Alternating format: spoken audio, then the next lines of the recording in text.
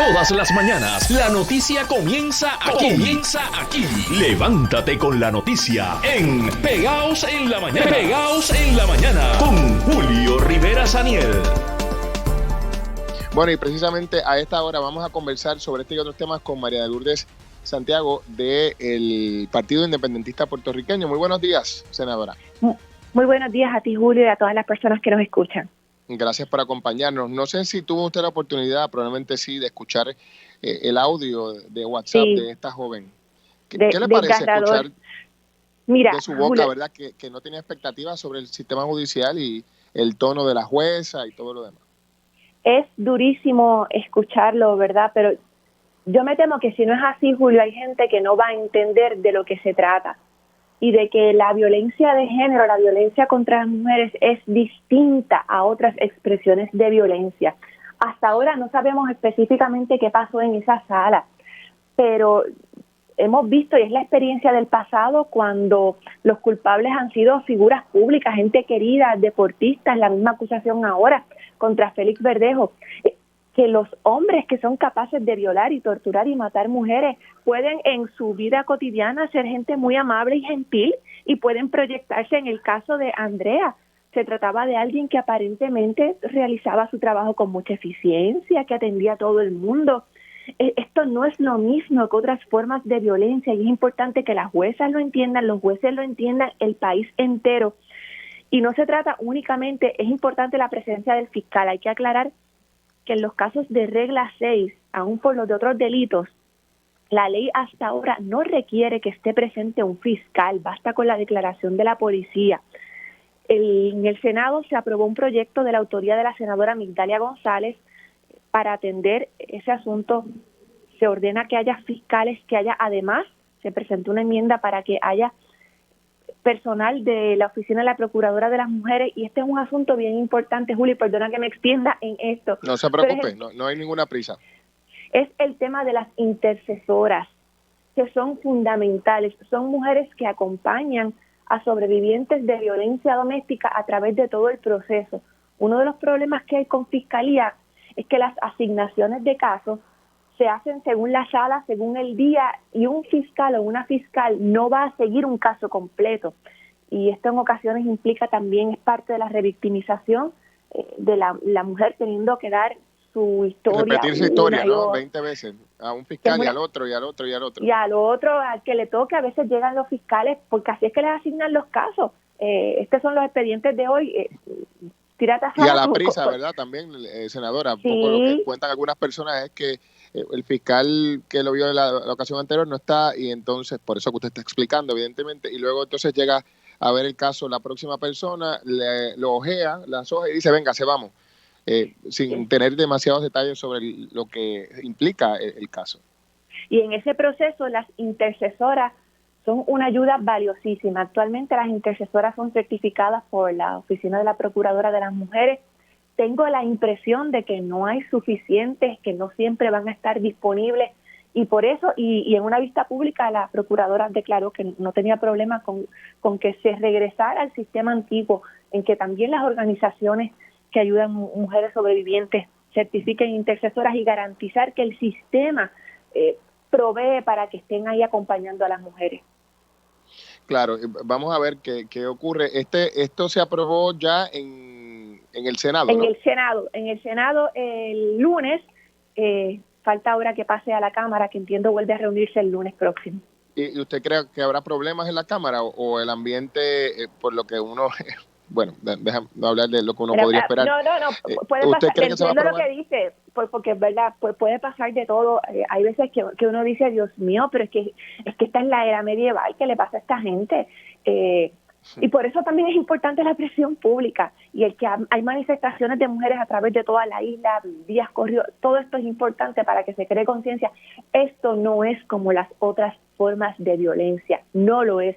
Y por eso es importante ponerle nombre, apalabrarla. El 130 que tipifica los feminicidios y los transfeminicidios, el 185 que elevaría a rango de ley el estado de emergencia, nuestro proyecto para extender la perspectiva de género a todas las tareas gubernamentales, todo esto es importante y este es el momento. De hecho, ahora que usted menciona esto, hablando de los proyectos y la discusión de estas medidas, ¿qué le parece que el expresidente del Senado utilizara la palabra histérica o histérico para describir estas medidas, ¿verdad? En lugar de, ¿verdad?, en respuesta a lo que dijo el senador Braga Vidal, que aseguró que eran medidas históricas, su respuesta fue decir que esto era histérico y que con la connotación que tiene la palabra histérico, ¿verdad?, al hablar de temas como este. Esas son las reliquias malévolas de la historia.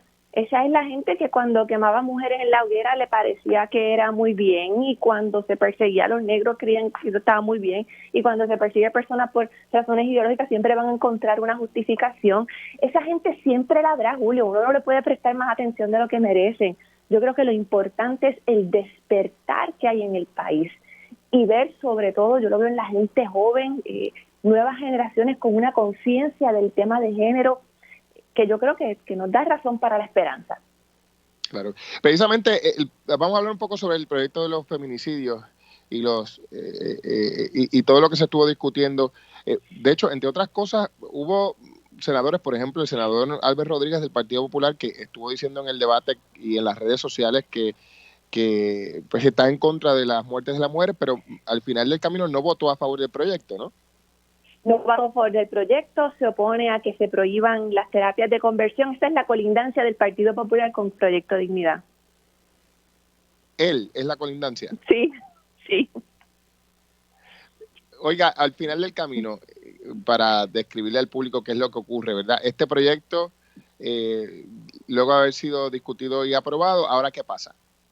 Ahora pasa a la Cámara de Representantes, donde tendrá que, si así lo decide la comisión a la que se le asigne, puede reiniciar el proceso de vistas públicas o puede requerir ponencias por escrito, y requerirá entonces también que se lleve a votación y de ahí pasará a Fortaleza. ¿Y qué es lo que dice el lenguaje? ¿Cómo se definen los feminicidios y cuál es el alcance práctico, verdad? Hay una serie de instancias en las que, por ejemplo, la mutilación del cadáver, el lanzar el cadáver en un sitio público, el que el crimen haya sido precedido por otras instancias de violencia, obliga a que se tipifique como feminicidio cuando la víctima es una mujer y como transfeminicidio cuando la víctima es una persona cuya identidad de género no corresponde al sexo asignado al nacer. Y para nosotras es importante, no solamente porque añade unas instancias que no están en la definición actual de asesinato en primer grado, también porque permite que se identifique, que se nombre, que se cuenten las mujeres que son víctimas en lo que, insisto, es una forma distinta de violencia. Esta no es lo mismo que la violencia del punto, no es lo mismo que el asalto. Aquí hay unos elementos sociales de discrimen, de marginación, de personas que auténticamente piensan que tienen el poder de quitarle la vida a otra, pues porque es otra persona, es mujer. Y el evento de la aprobación de este proyecto va mucho más allá de la tipificación de un delito. Es un reconocimiento de esa realidad del país. Y hay que estar bien claro, y eso estuvo constante en las vistas, las organizaciones de mujeres, las organizaciones de derechos humanos que fueron a deponer. La aprobación de un proyecto no detiene la comisión de un delito, eso lo sabe todo el mundo. El que dice eso y se cree que pone una pica en Flandes está en la luna. Tiene que estar acompañado de otras medidas de educación, de perspectiva de género, de servicios, pero es un comienzo importante, eso no se puede negar. Bueno, ¿usted cree que finalmente, tal y como ha dicho la secretaria del Departamento de la Familia, la educación con perspectiva de género va a arrancar en agosto? ¿O eso es una expectativa demasiado alta con todo lo que significa hay posibilidades de que así sea. Pero dependemos de que las agencias de gobierno representadas en PARE corresponda su interés, su gestión a la velocidad que se necesita en los trámites. Yo sé que las organizaciones de mujeres están haciendo su trabajo y sé, así lo han revelado en una carta que se publicaron en estos días, que necesitan que las agencias gubernamentales sean mucho más diligentes en su trabajo. O sea, que es posible, pero tienen que ponerse las pilas. Sí, todavía hay cosas que hacer. Pero además de la perspectiva de género en la educación, insistimos, perspectiva de género en la consideración de medidas legislativas, perspectiva de género en la atención de los casos en los tribunales, en los casos administrativos, hasta en política contributiva hay unos elementos de género que hay que considerar. Senadora, precisamente, hablando de perspectiva de género, ya nos vamos, pero me gustaría una reacción de su parte, algo que ha dicho un líder religioso, pero que no está solo, ¿verdad?, en este planteamiento público de que la educación con perspectiva de género es una ideología que busca convertir a los niños en gays y las niñas en lesbianas. Cuénteme, ¿en qué parte de los currículos se habla sobre esto y en qué parte de las propuestas de pares se habla sobre esto? El currículo de perspectiva de género lo que persigue es enseñarle a niños y niñas que todas las vidas son igualmente valiosas, que todos tenemos cantidad de aptitudes que no son determinadas por el sexo, por el género. De eso es lo que se trata, perspectiva de género.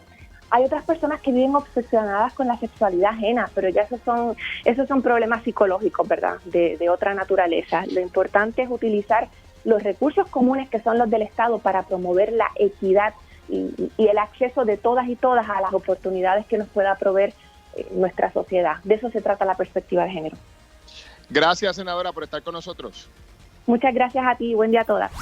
Acompaña el licenciado Jaime Sanabria, experto en Derecho Laboral. Buenos días, licenciado. Buenos días, Julio. Gracias por acompañarnos. Bueno, ya se ha aprobado la reforma en uno de los lados de la legislatura. ¿Cómo queda esta reforma laboral en esta versión? Bueno, pues lo que se decía en un principio es que se iba a restituir o se iban a restituir todos los derechos laborales reconocidos antes del 26 de enero de 2017.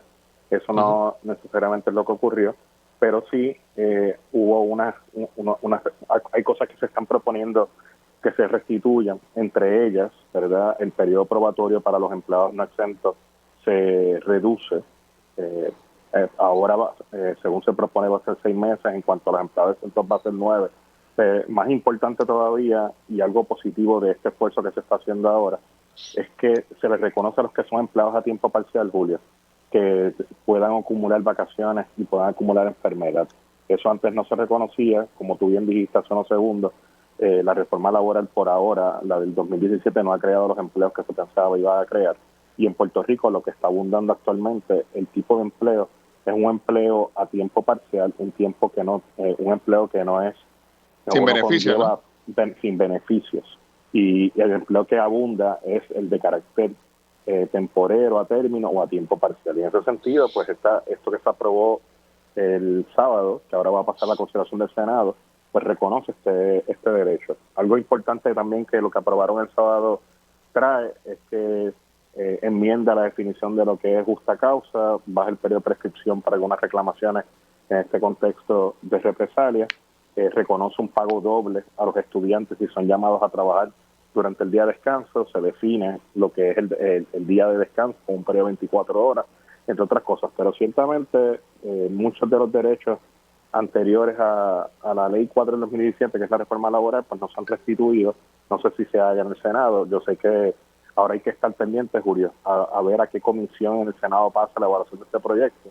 Si pasase, por ejemplo, a la comisión de la senadora Ana Irma Rivera Lacén, anticipo que va a haber la misma posición que hubo en la Cámara de parte de los representantes de la ciudadana y el mismo planteamiento, ¿verdad?, de que deben restituirse más derechos o los que habían antes del 26 de 2017. Claro, y ¿cuál es su lectura sobre este asunto como abogado experto en el tema laboral? ¿Es suficiente lo que se está aprobando? ¿Hay algún área de avance con respecto a la reforma previa a la enmendada?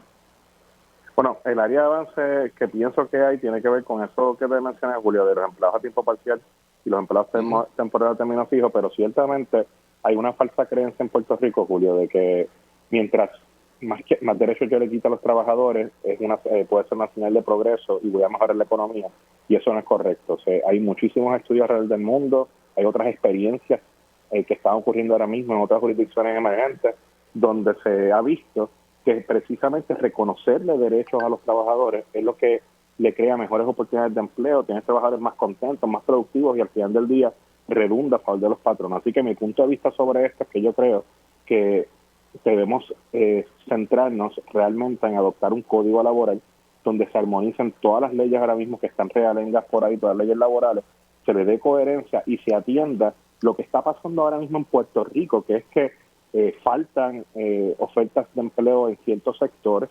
El tipo de empleo que hay disponible no es el empleo alto en salario. El tipo de empleo, como te mencioné ahorita, que hay disponible es el que es a un tiempo parcial o término fijo o temporero. Y es necesario buscar la manera de traer ese tipo de industrias a Puerto Rico, pero sobre todo, Julio, algo que no se ha tocado en esos debates de la Cámara, es que también hay muchas personas, sobre todo estudiantes, que están trabajando con algoritmos y que están trabajando con inteligencia artificial. Los choferes de Uber, los de Lyft, los de Amazon y otros, ahora mismo, ellos mismos son pues autónomos, son cuentapropistas. Ellos, Claro. no, y a ellos no se les dan unas protecciones que yo entiendo que en Puerto Rico también debe reconocerse, sobre todo lo que tiene que ver con la seguridad social y los beneficios.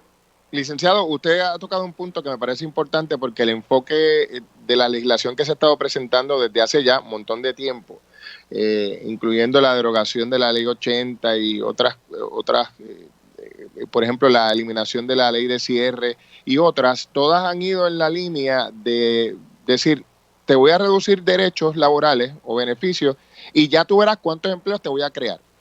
Pero ninguna de esas medidas ha traído ninguno de esos empleos. Y aún así insistimos en la teoría de que quitando beneficios y procurándole probablemente algún tipo de ahorro a los patronos, vamos a crear empleos. Al final del camino, los patronos se benefician con las reformas, pero no crean ni un solo empleo adicional. Eso es correcto, Julio. Esta reforma laboral no ha demostrado que se haya creado empleos adicionales. Es verdad que en el medio han habido huracanes, temblores y otras cosas, pero lo que se pensaba y lo que viene por ahí en el futuro, lo que se está diciendo que está entrando a Puerto Rico, el tipo de empleo es contingente. Yo creo que hay que cambiar como cuestión de política pública y política laboral el enfoque hacia qué tipo de industrias es que queremos atraer y sobre todo ahora, Julio, en un contexto post-pandémico, donde en otras partes del mundo están teniendo el mismo problema que hay en Puerto Rico de que los trabajadores supuestamente no quieren trabajar y tenemos que darnos cuenta nosotros como ciudadanos y también como gobierno que no es porque están necesariamente recibiendo fondos federales o porque no quieran, es que hay ahora mismo otras demandas, otras realidades. Por ejemplo, el empleo que está predominando post-pandemia en Estados Unidos y en otros lugares es el que tiene que ver con temas de tecnología, con temas de ciberseguridad y con otros. Y eso es lo que la gente está buscando y prefiere trabajar en ello. Y hasta que nosotros nos reconozcamos, por ejemplo, que hay que cambiar la mentalidad y abrir las puertas aquí a través de otros sectores, las puertas de ese tipo de empresas para que lleguen aquí, pues entonces vamos a seguir pensando que el desempleo se debe simplemente a los trabajadores cuando no es lo correcto. En ese mismo sentido, y aprovechando que lo tenemos con nosotros, licenciado, ¿qué cosas faltan en esta reforma? ¿O qué cosas faltan y que no han sido propuestas para que el clima laboral efectivamente propenda en la creación de empleos nuevos en Puerto Rico? Bueno, pues mira, yo entre las cosas que yo he abogado para que se restablezcan, yo creo que aquí tenemos que mejorar significativamente el área de los beneficios todavía de los empleados. Por ejemplo, hay muchos empleados que no se quedan en la casa porque no se sienten que ir al trabajo es lo suficientemente atractivo para abandonar lo que están haciendo con su familia y otras cosas. Por ejemplo... Bueno, al punto que tienen que dar, ahora están dando bonos para que la gente vaya a trabajar. Correcto. Te ofrezco trabajo y te doy un bono de $500 para que te anime. Eso es así. Mira, por ejemplo, Julio, y esto es un ejemplo muy específico, ¿verdad? Pero Puerto Rico está en el último vagón del tren con respecto al reconocimiento de los derechos de los padres en cuanto a licencia paternidad. Sí, definitivamente. Yo vengo hablando de esto hace años y me parece que estamos atrás, más que atrás. Estamos atrás y quizás es por el mal ejemplo que hemos seguido de la legislación de Estados Unidos, que hasta el día de hoy no reconoce nada, pero ahora mismo no se reconoce una licencia para los padres por razón de paternidad, no se reconoce descanso y como tú sabes, Julio, el que un padre tenga derecho también a esa licencia, eso va a beneficiar el matrimonio de ese padre, la familia de ese padre, su productividad en el trabajo, el ambiente de trabajo y también, y más importante todavía, no va a limitar las oportunidades de progreso a las mujeres. En esta misma línea, claro, Julio, hay otros beneficios que se pueden reconocer e incluso vamos a dejar los beneficios a un lado, que hablado bastante de ellos, vamos a aumentar el salario mínimo, que no se ha aumentado desde el 2009 para un sector de la población y de hecho para otro sector que es el sector del restaurante, los meseros, desde el principio de los 90 no se les aumenta el salario mínimo. Así que eso puede estar, y yo pensaría, Julio, que Puerto Rico como política pública de desarrollo económico al margen quizás de una reforma laboral, debe también pensar en reconocer, por ejemplo, un salario universal básico que por lo menos saque de los niveles de extrema pobreza a muchos puertorriqueños que hay ahora mismo. Yo no sé si tú sabes, me imagino que es Julio, que ahora mismo hay casi un 63% de pobreza infantil, un 43.7% de pobreza extrema. Estamos hablando de familias de 4 miembros que viven con $11,000 o menos al año. Y eso es lamentable. Imagínate. Definitivamente. Y sobre el tema de la licencia de paternidad, es un tema pendiente que aquí nos encanta ubicarnos en el espacio del primer mundo y que somos tan avanzados y demás, pero la verdad que hay muchas áreas de extremo atraso. Y ese tema de la licencia de paternidad no se discute mucho en el contexto de la lucha contra el machismo sistémico, pero es que el plantear que el padre no tiene derecho a una licencia de paternidad se ancla en la premisa de que la responsabilidad de la crianza es de la mamá, punto. Y eso es una noción machista. Así que, ¿verdad? Para agarrarlo por ahí, para empezar, la responsabilidad de la crianza es de ambos. Perpetúa el rol de la mujer como la criadora de los hijos y lo que, como tú dices, es machista. Y muchas mujeres no se dan cuenta. A veces yo he planteado esto y dicen, no, pero si la que pare es la mamá. Sí, la que pare es la mamá, pero entonces el Estado te está diciendo, pues, arréglatelas tú y cuida tú sola al nene en la casa. El esposo, que es el proveedor, que se vaya a trabajar. Se ancla en esas nociones históricas. Así que hay que ir deconstruyendo todas esos códigos sociales que tenemos. Licenciado, gracias por estar con nosotros. Nos acompaña a esta hora José Cruz, portavoz del Senado y la Oficina de Protocolo de ese cuerpo legislativo y relacionista profesional. Buenos días, José, saludos. Buenos días, Juli, buenos días a todos los radioescuchas de Radio Isla. Gracias por acompañarnos, José.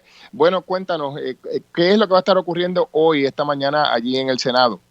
Pues mira, como todos saben, es el Senado de Puerto Rico quien se encarga de hacer este tipo de ceremonia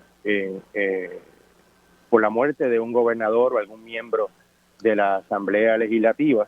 Estamos esperanzados en que podamos comenzar en punto a las 10 de la mañana con la llegada del féretro al área de la rotonda, lo que se conoce como la rotonda, el edificio principal del Capitolio. De 10 a 12 del mediodía van a estar celebrándose los actos protocolares. Los actos protocolares van a ser nada más para sus familiares, miembros de la Asamblea Legislativa y otros funcionarios de gobierno que se van a estar dando cita aquí al Capitolio. Entre esos actos protocolares pues está la presentación de los colores de la policía, la interpretación de los himnos, por supuesto, la presentación de los invitados especiales y lo que se conoce como las guardias de honor. Son personas que se colocan al lado del féretro por 2 minutos, exalcalde, excompañeros del licenciado Carlos Romero Barceló en el Senado, este tipo de funcionarios electos y expresidentes de los cuerpos legislativos. Ya a eso de las 11 de la mañana, pues se espera tener un mensaje del señor Carlos Johnny Méndez, expresidente de la Cámara, el expresidente del Senado Tomás Rivera Chat, la comisionada residente Jennifer González. En representación, por lo que estoy viendo aquí en el programa del gobernador, estará Larry Selhammer, el vicepresidente de la Cámara, honorable Connie Varela, porque el presidente está fuera del país, y el mensaje del presidente del Senado. Luego de las 12 del mediodía, entonces se va a estar abriendo el área de la rotonda para los visitantes y las personas que quieran rendir el último adiós al licenciado Romero Barceló. Eso será luego del mediodía, luego de las 12. Luego de las 12 se van a estar abriendo las puertas. Recuerda que tenemos la situación del protocolo del COVID. Claro. Así que lo que queremos es que la ceremonia protocolar con distanciamiento dentro del área de la rotonda se cumplan con la reglamentación y con todos los protocolos de seguridad, que es distanciamiento, se va a tomar la temperatura a toda persona que entre. Y luego de esta hora, pues ya los funcionarios que estén ahí, solamente se queda la familia y entonces se habla el público general. Sobre la Guardia de Honor, ¿qué figuras han confirmado participación en esta Guardia de Honor? Mira, las que tenemos confirmadas son, las personas que están confirmadas al momento son los que van a estar brindando mensajes. casi siempre en este tipo de ceremonia, pues siempre van a estar llegando posibles exgobernadores del país que vienen a rendir su último adiós al exgobernador, y los exgobernadores pues van en un momento dado todos juntos en la Guardia de Honor, Sí. compañeros ex senadores, actuales senadores y representantes también participan de esa Guardia Pero de Honor. hasta ahora no hay confirmaciones para esa Guardia de Honor. Hay confirmaciones, pero yo no tengo el listado de quienes han confirmado para la Guardia de Honor. Sí tenemos confirmado las personas que van a estar brindando los mensajes en el evento protocolar. Muy bien, así que entonces a partir de las 10 y hasta después del mediodía va a estar llevándose a cabo esta ceremonia ahí en el Senado. El féretro va a estar todo el día y se retira el cuerpo del área de la rotonda a las 5 de la tarde. ¿Cómo no? Bueno, pues José, te agradezco el tiempo y los datos para beneficio del público sobre estas exequias y homenaje allá a Carlos Romero Barceló en el Senado de Puerto Rico. Muchos saludos y gracias por acompañarnos. Conectamos con Chariana Ferrer, portavoz de la colectiva Feminista en Acción. Muy buenos días. Buenos días, Julio. Saludos, gracias por acompañarnos. Bueno, Chariana, ¿verdad? Antes de pasar a cualquier otra cosa, ¿cuál es tu reacción al escuchar, ¿verdad?, en voz de la propia víctima, en este caso, el detalle y la manera en que ella entiende fue tratada por la jueza y el hecho final, que no se le otorgó ninguno de los recursos que solicitó, con la consecuencia que ya conocemos? Pues, a pesar de que ya es un audio que he escuchado cuando ha estado circulando en los medios, sigue siendo desgarrador escuchar los reclamos de auxilio de Andrea y definitivamente saber cómo termina esta historia. Y sobre todo también porque es que escucho en ella esa búsqueda de apoyo de tantas otras, ¿verdad? De tantas amigas que han estado en situaciones muy similares, de mujeres que hemos acompañado, que nos han escrito pidiendo ayuda en nuestra página, que acudiendo a nosotras, que no somos una organización que presta servicios de manera directa, así que es desgarrador. Y una de las cosas que más me impacta es escuchar a una persona un poco colgar los guantes, ¿verdad? Ella, por el mismo arrastrar de los pies del sistema, ella termina diciendo, mira, que sea lo que Dios quiera, ¿verdad? Como que ya lo he intentado todo y no sé qué más hacer. Eso no puede ser la norma. No podemos estar en un sistema en el que, como dice ella, sea lo que Dios quiera. Para eso se supone que unos procedimientos que permitan asistir a las víctimas. Definitivo. El problema es que esa es la norma. Cuando acaba Rentas, el compañero Rentas acaba de mencionar y traer a nuestra atención lo que se reporta en la prensa durante la mañana, de estar 68% de las solicitudes de órdenes de protección denegadas en lo que va de año fiscal en estos 9 meses que han entrado. Pues yo creo que ahí hay eso te habla, ¿verdad? Comunica mucho ese dato. Claro.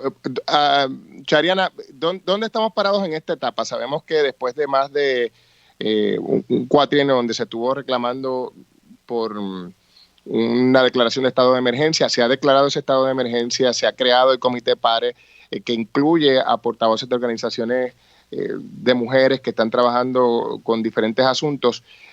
¿Ahora qué? Después de ese paso de la declaración de estado de emergencia, ¿qué es lo que debe acontecer y dónde ves tú como portavoz de la colectiva, en dónde estamos parados? Pues mira, ayer se cumplieron 100 días de esa declaración.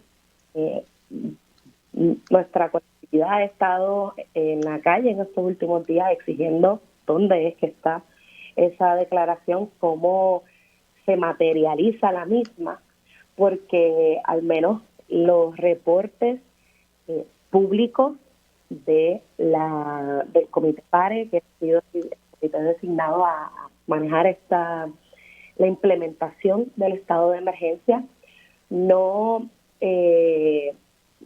detallan cuáles son los pasos y las acciones concretas que se están tomando. Solamente habían 2 informes del Comité PARE públicos publicados en la página de Fortaleza. Y es importante también nombrar que esta frustración que nosotras y que el país está sintiendo cuando vemos las noticias, cuando sabemos que los casos de violencia de género siguen aumentando, y las maneras en las que aumenta no es tan solo en número, sino en forma, ¿verdad? Se ha recrudecido las maneras tan violentas en las que se nos está violentando. Entonces, ayer, empezamos una jornada de lucha el lunes frente a Fortaleza, convocamos nuevamente un plantón donde cientos de personas acudimos para exigirle al gobernador Pedro Pierluisi una rendición de cuentas, ¿verdad? El gobernador hizo una conferencia de prensa temprano en el día indicando hemos estado haciendo, pero no dijo qué. Y para nosotras es importante saber qué es lo que se está haciendo y saber si se está dando resultados, porque los números y los casos de mujeres siendo asesinadas siguen en aumento. Pues estuvimos el lunes manifestándonos en Fortaleza, a diferencia de otros momentos, el gobernador no nos recibió, solamente se limitó a hacer expresiones a la prensa temprano en el día. Ayer estuvimos manifestándonos frente al Departamento de Justicia.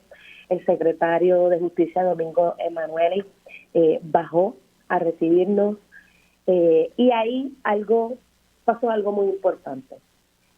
Una de las cosas que el secretario se comprometió con las personas que estuvimos ahí presentes en la manifestación fue asignar a fiscales en regla 6 para que siempre haya un fiscal o una fiscal en regla 6. ¿En qué se traduce esto? Pues las vistas de regla 6, donde las víctimas siempre van solas, porque es la primera determinación de causa para los casos, pues el que haya un fiscal o una fiscal con ellas es importante porque en ese sentido hay un representante del Estado en el proceso. Usualmente solo va con el policía que levanta la querella y en este caso pues el agente o la agente de la policía es otro testigo más, y el que haya presencia de un fiscal, pues hay representación del Estado cuando el Estado está estableciendo que va a estar velando por los intereses de las sobrevivientes. Para que esto sea así, nosotras fuimos más allá y le solicitamos al secretario de Justicia que no tan solo asignara la presencia de un fiscal, sino también reconocer que Fiscalía tiene que estar adiestrada y capacitada para poder manejar adecuadamente estos casos. Algo que logramos... ¿Y qué respuesta tuvieron del secretario sobre estos planteamientos que me traes al final? Esto del adiestramiento y todo lo demás. El adiestramiento, pues una de las cosas que logramos acordar allí mismo en la protesta, porque hubo varias personas, varios manifestantes que pudieron dirigirse directamente al secretario, incluyendo una compañera abogada que ha llevado casos de violencia de género y ha representado a clientas solicitando órdenes de protección, y a través de esa comunicación y ese intercambio que se dio allí en la protesta, el secretario se pudo hacer consciente de maneras en las que el sistema está fallando, de manera estructural en las que el sistema está fallando. Y logramos que el secretario de Justicia se comprometiera a que a partir de hoy se iniciaran los procesos para formalizar la capacitación y adiestramiento y que ésta sea compulsoria para todos los y las fiscales del país. Y también acordamos que en menos de 2 semanas estos adiestramientos y capacitación compulsoria se inicien. 2 semanas, eso son fechas específicas. ¿Confía en la colectiva en la palabra del secretario a la luz de lo conversado con él? ¿Les pareció sincera su intención de enmiendas y cambios? A nosotros nos pareció sincera. Creo que fue algo que reconocemos también que no siempre se ha logrado. El hecho de que un funcionario, en este caso, secretario de Justicia, que sabemos el rango que ocupa a nivel gubernamental, se haya comprometido ahí presente en una manifestación, nosotras lo vemos con buenos ojos. Ahora, ¿cómo no? Quedó ahí documentado con integrantes de la prensa del país, pero sobre todo con las que estuvimos manifestando y protestando allí. El secretario, ¿verdad?, también dijo, si esto no ocurre, ustedes vengan nuevamente al departamento y yo las atenderé y haré todo, me comprometo y haré todo posible para que esto se dé. Así que queda entonces de nosotras el fiscalizar. Darle seguimiento, claro. Darle seguimiento y fiscalizar a que esto se cumpla. Como no, Chariana, bueno, te agradezco el tiempo y me alegra la apertura por parte del secretario, que tengo que decir que hasta el momento es una persona muy receptiva y de dialogar, ¿verdad? Y eso se agradece, ¿no? Claro, siempre que haya esa apertura. Importante. Gracias. Hoy estamos convocando a una manifestación frente al cuartel general de la policía a las 4 de la tarde. La presión en las calles, la gente luchando y protestando es lo que mueve la aguja. Así que continuamos esta jornada de lucha yendo a las instituciones. Hoy vamos al cuartel general y el viernes estamos convocando a que vayan a las alcaldías de los municipios. Cómo no, gracias Chariana por estar con nosotros, muchos saludos. Gracias. Nos acompaña el juez Francisco Rosado Colomer, presidente de la Comisión Estatal de Elecciones. Buenos días, presidente, ¿cómo está? Buenos días, Julio, y buenos días a la radioaudiencia. Todo bien aquí de camino a San Juan. Sí, siempre lo cogemos a medio camino. Sí. Juez, cuéntenos, ¿cómo va ese proceso para la elección? ¿Está todo en orden? ¿Falta algo? Pues tengo que decirte que todo va muy bien. Nosotros completamos los maletines del voto adelantado en el día de hoy. Voto adelantado de la penitenciaría se va a llevar a cabo el 14 de mayo. Acabamos los maletines del voto a domicilio, que va a comenzar el 12 de mayo la ruta. El voto en precinto, que va a llevarse a cabo el 15 de mayo, de 9 de la mañana a 5 de la tarde en la Junta de Inscripción Permanente. El voto hospital, que es el que se está trabajando ahora, que debe terminarse hoy, que se va a llevar a cabo también el 15 de mayo, que es para aquellas personas que están asiladas en los hospitales, que puedan, mediante el mecanismo de añadido a mano, ejercer su derecho al voto.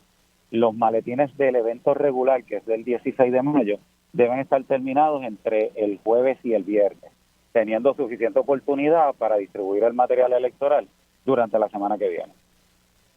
Muy bien, entonces, en ese sentido, usted sabe que después de la experiencia traumática de la primaria, la gente siempre está pendiente a todos los procesos electorales. ¿Hay alguna cosa que en esta etapa ponga en riesgo la ejecución final de esta elección?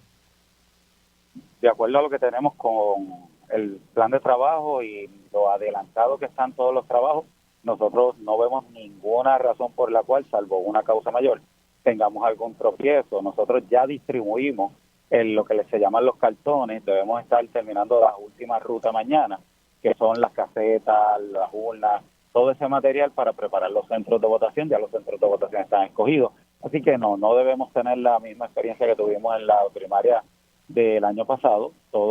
Las papeletas las recibimos el lunes, por eso se está haciendo los trabajos del embalaje de los maletines del voto regular.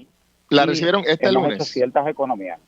La recibimos la totalidad este lunes, las 448,000 papeletas en paquetes de 500. Ya están. Nosotros, todas las papeletas del voto adelantado las imprimimos en la comisión, en nuestro departamento de imprenta. Imprimimos todos los manuales, así que hemos tenido bastantes economías. Por otro, economías en cuanto al acarreo. El acarreo de los cartones, por ejemplo, en las elecciones fue cerca de $200,000. Nosotros lo hicimos esta vez y en marzo con nuestros propios empleados, transportistas. Utilizamos unos destaques de bomberos que tienen licencia de equipo pesado y nos salió cerca de $10,000 ese acarreo de cartón.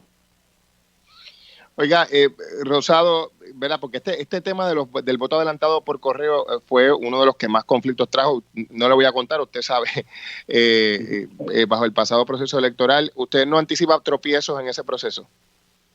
En este momento no, distinto al evento electoral anterior, el volumen es mucho menor. Por otro lado, hay experiencias aprendidas. Nosotros incorporamos ya algo que estaba disponible para el evento anterior, pero por razones que desconozco no se utilizó, que es el código de barra.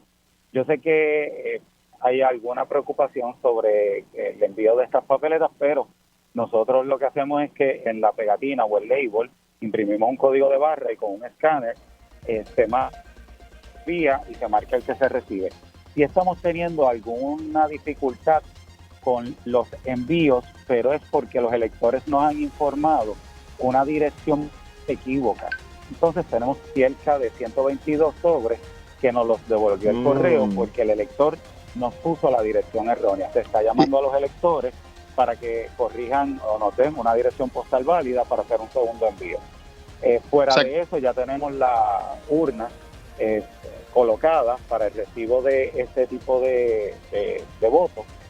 Y distinto al evento anterior, los votos de correo no se van a mezclar con el voto recinto ni con el voto a domicilio, así que hay mucho más control sobre el recibo y la adjudicación de estos votos. Nosotros estamos confiados que ninguno de los inconvenientes de los errores humanos que también se cometieron en el evento anterior se van a cometer ahora. El control de todo el material electoral está dentro del edificio de operaciones electorales, que no es nuevo para nuestros funcionarios, están bien familiarizados con las áreas y con el manejo de esos maletines. Muy bien. Presidente, ya por último, ¿es cierto que usted está loco ya por irse de la comisión? Que está loco porque le nombren un sustituto o sustituta. Loco no, prisa no tengo, pero la realidad es que yo siempre he dicho que ya mi término vence el 1 de julio y quedo en espera de que se tenga un sustituto. Yo he dicho que no me voy a ir y dejar descabezada la comisión, pero claro, sí, me interesa regresar a mi toga. No, por lo mismo no le interesa continuar en la presidencia de la comisión. ¿Qué pasó ahí, lo de que para muestra un botón basta? No, es entre el helado de chocolate y el de vainilla, yo prefiero el de chocolate. Pero ¿le gusta el de vainilla? ¿Pero le gustó el de vainilla o es que ya le empalaga un poco? No, me gusta, no quiere decir que no. Yo tengo que decir que de la misma forma cualquier trabajo tiene eventos fuertes, tiene eventos suaves, tiene eventos buenos, malos, todo tiene su balance. Yo creo que uno tiene que pensar cuando está en este tipo de posición, no en el presente, que es muy fuerte, sino en el futuro, porque ya el futuro suaviza lo que pasó y vemos todos los logros que alcanzamos. Sacamos una elección, tuvimos democracia y tuvimos pleitos variados por la cerrado de las contiendas, pero sí, ha sido bien enriquecedora. Me voy con muchas lecciones aprendidas en el momento que me toque, pero vuelvo y repito, no es que me voy a ir corriendo. Cómo no, bueno, licenciado presidente, gracias por estar con nosotros, muchos saludos, que tenga buen día. Gracias por la oportunidad y que todos los que recuerden algo bien importante, este evento no es de afiliación política. El hecho de que usted vaya y ejerza su derecho al voto no lo afilia a ningún partido, así que salga a votar. Que tenga buen día. Buen día, presidente. A esta hora conectamos con el senador Rafael Bernabe del Movimiento Victoria Ciudadana. Buenos días. Buenos días, Julio. Buenos días a ti, a todos los radioyentes y las radioyentes. Gracias por acompañarnos. Bueno, le pido su impresión sobre esto que escuchamos en la propia voz de una víctima, ¿verdad? Su impresión sobre el trato recibido en los tribunales. Bueno, como tú dices, como tú estabas comentando, es algo que tiene que ser un llamado al cambio, es algo tremendamente conmovedor escuchar la voz de la persona que ha perdido la vida y de cómo nuestro sistema judicial, el sistema judicial existente, no la atendió. Como tú también señalaste, es triste decir que no es un caso aislado, no es algo que nos sorprenda, porque es algo que ya se ha venido denunciando durante muchísimos años por las organizaciones de mujeres, por las organizaciones feministas, por los defensores de derechos humanos, que es que todavía las agencias de gobierno, desde el Departamento de Educación, en que no se ha podido implantar la educación con perspectiva de género, hasta el sistema judicial, la policía, diferentes agencias de gobierno, no se toman con el debido seriedad la situación de violencia, de abuso, de acecho, de amenaza a la vida que viven muchas mujeres. Todavía subsiste la falta de disposición a tomar en cuenta estas situaciones de manera adecuada, y este caso, ¿verdad?, es un caso dramático en que queda evidenciado una vez más. Es necesario programas muy intensos de preparación de todos los funcionarios de gobierno, de toda la ciudadanía, sobre la situación, estas situaciones de violencia. Como tú sabes, nosotros el lunes pasado aprobamos legislación, por ejemplo, para tipificar como un delito la acción de feminicidio. Y es triste decirlo que todavía a estas alturas, el lunes pasado, luego del fin de semana que vivimos con los casos que todo el mundo conoce, todavía había legisladores insistiendo en que no debemos incluir en nuestras leyes el concepto de feminicidio, que no debemos hablar de feminicidio en las leyes, que debemos hablar de homicidio en general, que no debemos reconocer el caso específico que enfrentan las mujeres de esa forma de violencia que tiene que ver, porque la raíz de todo esto, Julio, es el hecho de que la mujer ha estado en nuestra sociedad en una situación de subordinación. Y senador, ¿qué argumentos utilizan los senadores en contra, verdad? Un poco para entender cuál es la preocupación. Bueno, el argumento que se utiliza, se utilizan varios argumentos. Uno de los argumentos es que es el mismo argumento que se utiliza en los Estados Unidos contra el movimiento Black Lives Matter. Tú has escuchado, por ejemplo, que a veces la gente dice, lo que pasa es que todas las vidas importan. ¿Por qué ustedes dicen que solamente las vidas negras importan? Y claro, los que dicen Black Lives Matter no están diciendo que las vidas blancas no importen. Todas las vidas importan. Todas las vidas son significativas. Lo que pasa es que hay unas formas particulares de violencia que tienen que ver con el racismo, que tienen que ver con el discrimen. Y uno tiene que levantar ese issue, uno tiene que decir, tenemos que combatir el racismo y tenemos que combatir esas formas particulares de violencia que surgen a raíz del racismo. Y por lo tanto levantamos esa consigna de las vidas negras valen. Y de igual manera, uno tiene que reconocer que hay formas de todas las formas de violencia las rechazamos. Todas las vidas son importantes, pero uno tiene que reconocer que hay unas formas particulares de violencia que surgen del machismo, que surgen de la idea de que la mujer es propiedad del hombre, que surgen de la idea que tiene poco que ver con otras formas de violencia. O sea, no podemos atajar la violencia machista con la fórmula que se utiliza para atajar la violencia contra los animales o la violencia del narcotráfico. Y estamos en contra de todas esas violencias, pero necesitamos levantar la conciencia, necesitamos proveer los instrumentos para que la gente entienda, reconozca, desde la jueza hasta tu vecino, todo el mundo reconozca que hay unas formas particulares de violencia que vienen de las actitudes machistas, que son históricas, y que tenemos que combatir esas actitudes y esas acciones. Y utilizar un concepto como feminicidio o transfeminicidio y otros conceptos precisamente es una contribución a que vayamos en esa dirección. El otro argumento que se usa en ocasiones, se usó el lunes pasado, es que esto no va a solucionar el problema. Evidentemente no hay una solución única que vaya a solucionar el problema, pero si nos sentamos a esperar esa solución única nunca va a llegar. Este problema se va a solucionar con muchas medidas medidas de educación, medidas en el empleo, medidas en los tribunales, medidas de conciencia de la ciudadanía. Todo tipo de medida va a ser necesaria. Y con el argumento de que esta medida no va a solucionarlo todo, eso no es un argumento en contra de la medida, es un argumento en todo caso a favor de acompañar esa medida con otras medidas. Para Senador, que entonces en su conjunto podamos ir enfrentando el problema. Claro, a la luz y antes de concluir, ya vamos por 4 meses después de que comenzara la nueva legislatura y que usted entrara a la posición de senador. ¿Diría usted que la nueva legislatura ha sido productiva? ¿Ha cumplido con las expectativas que el país tiene de ella? Pero yo creo que todavía es temprano para juzgar eso. Yo creo que la legislatura yo creo que ha sido productiva en el término de que se han radicado una serie de proyectos que yo creo que son buenos proyectos. Y algunos de ellos tienen el apoyo de legisladores, algunos de ellos de todas las delegaciones. Por ejemplo, hay un proyecto de retiro digno que es muy bueno, que debe aprobarse, de reforma universitaria, que está muy bien, que debiera aprobarse, proyecto de auditoría de la deuda, que está bien, hay proyectos de reforma laboral para devolver los derechos a los trabajadores, que están bien. Muy bien. Todas esas medidas están bien. El problema, Julio, es que no se han aprobado todavía.